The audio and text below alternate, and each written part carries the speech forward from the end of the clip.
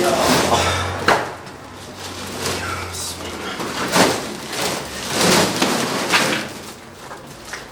Tamam, onlar da. Hayır, abi diyor, hadi Allah.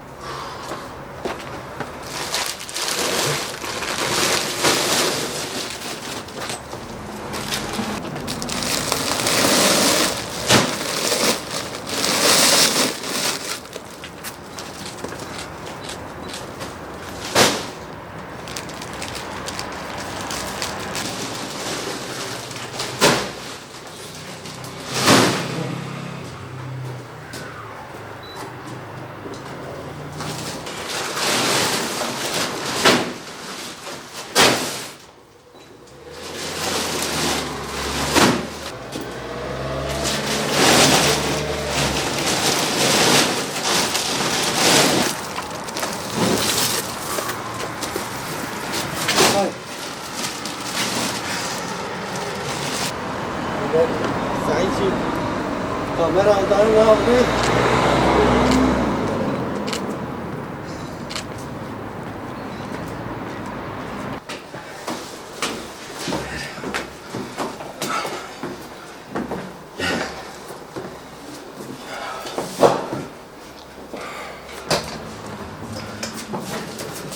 Vay aman ya, perişan çekiyor.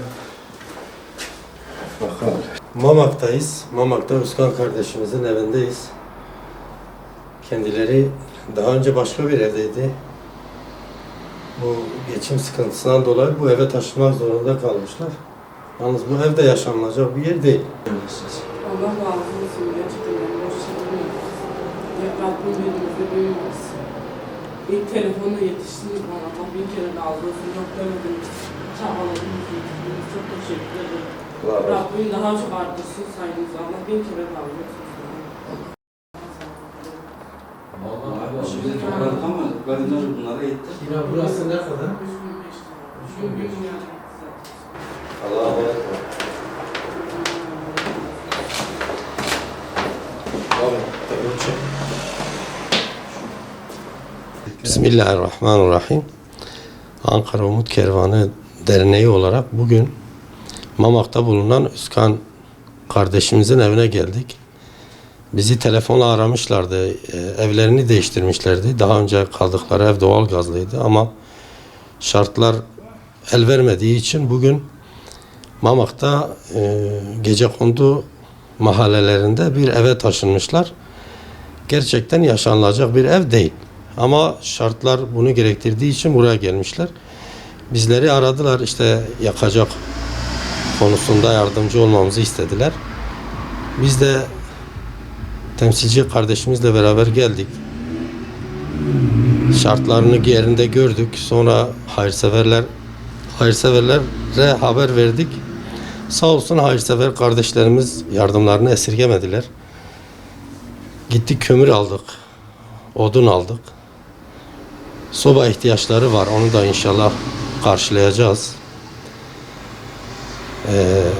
Onun dışında gıda yardımında bulunduk.